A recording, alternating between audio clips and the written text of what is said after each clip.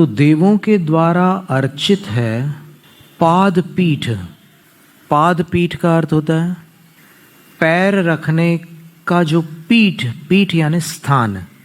जैसे चौकी होती है ना जिस पर पैर रखते हैं, राजा लोग सिंहासन पर बैठते हैं तो उनके पैरों के नीचे भी एक आसन होता है, उसका नाम पाद पीठ है।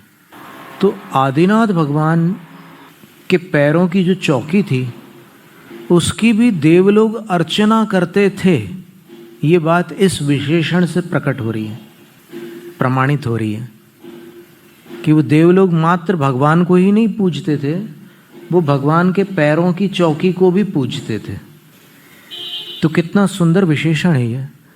इससे अपने ज्ञान के द्वार खुलते हैं, क्योंकि स्वाध्याय करते करते कभी कभी कुछ चूक हो जाती है। और एक चूक ये भी होती है कि हम तो भगवान की आत्मा को पूजते हैं।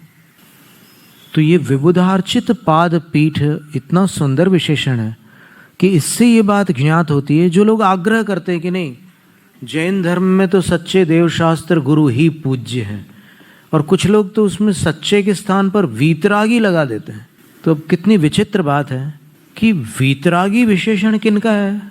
वैसे देखा जाए हिंदी भाषा में वीतरागी वीतरागी बोलते हो, संस्कृत में तो वीतरागी शब्द बनता नहीं, संस्कृत में वीतराग शब्द बनता है। तो ये वीतराग कौन होते हैं? दशम गुणस्थान के ऊपर वाले। तो अगर आप ये मानोगे कि जैन धर्म में वीतराग देवशास्त्र गुरु ही पूज्य हैं, तो फिर दशम गुणस्थान के नीचे वाले अथवा दशम गुणस्थान तक सब अपूज्य हो गए।